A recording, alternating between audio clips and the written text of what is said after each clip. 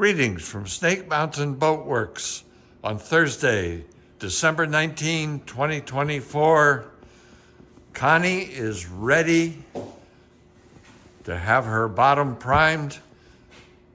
As you can see, we have applied all 4 coats of Smith's clear penetrating epoxy sealer. She's as smooth as silk. And we're about ready to make the next major step, having blown through that milestone. Rick is just about ready to start applying the first of 5 coats of Interlux Interprotect 2000E. And we're starting with gray, remember, so that we end with gray. That just makes it easier at the back end once this is cured fully to begin applying the Pettit Old Salem 1959 hard racing copper bronze bottom paint. She will receive 4 coats of the Old Salem once the 2000E has cured. So I'm going to hand it off to Rick so he can tell you what he's using to apply it. And as you can see, he's applying it in a very thin coat. But Rick, take it away. Okay, as you can see, I'm starting out with a gray, and you want to soak the roller good so you can get a little bit of a distance out of it each time. But you got to work it in, make sure you work it into every little spot, and you don't have to rush with it. You can make sure that you apply it right. That way it'll all come out nice and smooth and ready for the next coat, which will be the white. And as you can see, I'm using the Interlux 2000E gray to start with, and it's a 2-part mixture, and then I'll be going to the white, which is this can here, and then I'll repeat it again, and I'll be doing it back and forth until I get 5 coats, so I'll end up with gray at the end. And we do that basically so it covers good. Now the dwell time is important, right? Yes. And what is that, 20 minutes so far? 10 minutes for setting time. Yep.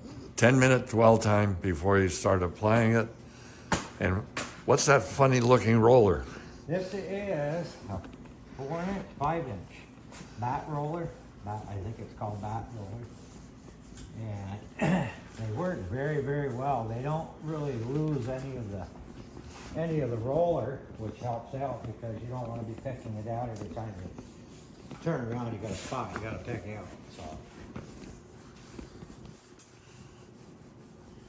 you see, it works out pretty good. You just got to make sure you spread it out good and make sure it's not real thick.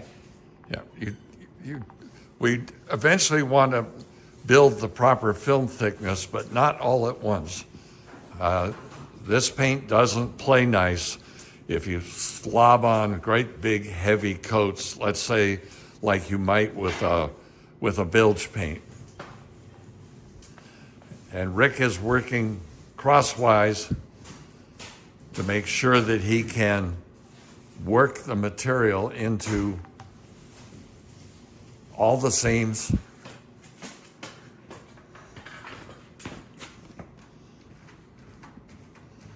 It's not real hard to do, but I mean, it does take some time to get a good coverage. And then we will be able to put a second coat on late today. Yeah, towards the end of the day. Yeah.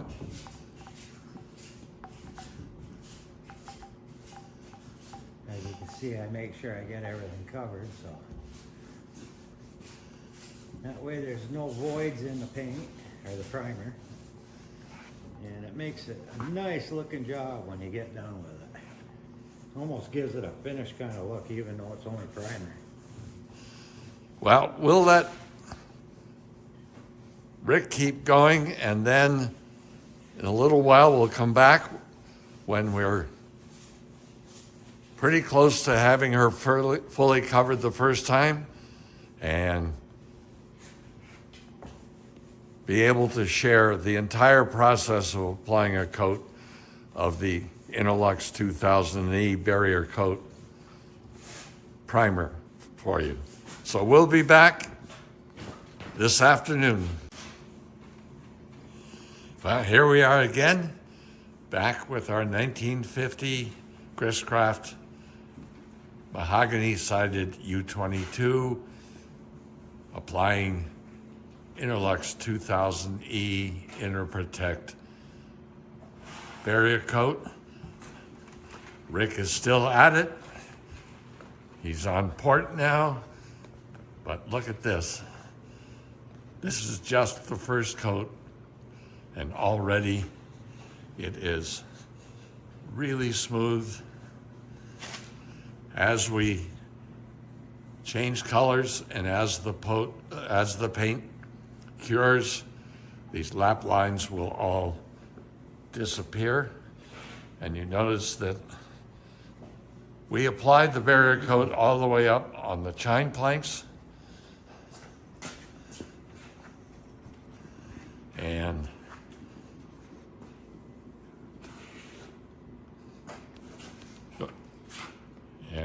Rick has given me the green light.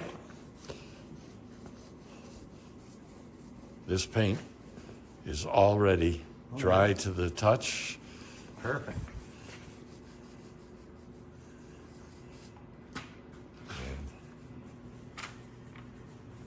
The chine planks are a little tougher to get good coverage on because we want to be sure the chine frame is fully coated as well.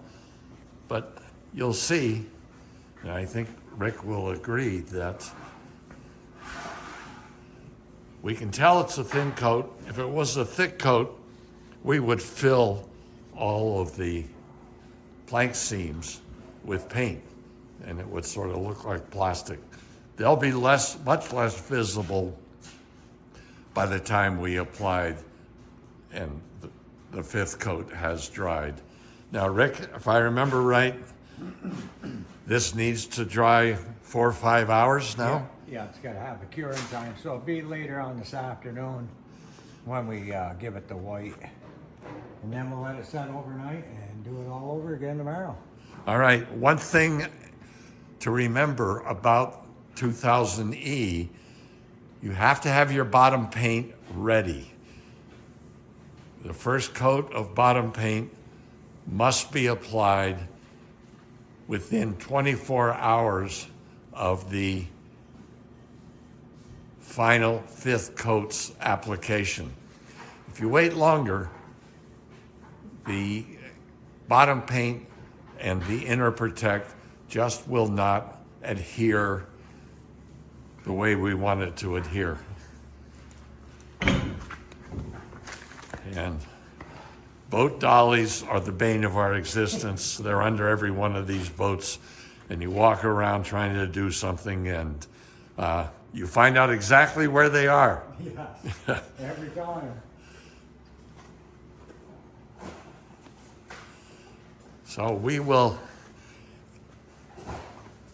let Rick get to the bow, at which point he will be ready to go on to something else. But this is a nice milestone we are approaching. Once she's fully primed, she just transforms herself. The bottom just is totally transformed. All the measles disappear, all the white seam lines. And once again, I've had several people challenge me, but yes, we set these planks at a strong 1/16 of an inch apart. These seam lines are razor thin because as this wood is so heavily sealed with CPES, these planks are not going to move. So with that, we'll end this update on our 1950 Chris Craft mahogany planked U22. The next time you see her, her bottom's going to be glistening copper bronze. And please, as we sailors are prone to do, we use similar bottom paints on our racing sailboats. And then the truly fanatical members of that fraternity get out a whole pile of old newspapers, and you can actually polish that bottom paint and this copper bronze to look like a shiny new penny. And people mistakenly think, oh, now I'm going to be really fast. Well, friends, about 2 hours after you launch your boat, the shiny copper penny is still a copper penny, but it's not shiny anymore. So with that, we'll say happy holidays, Merry Christmas. Thank you very much. Bye-bye for now from Snake Mountain Boat Works.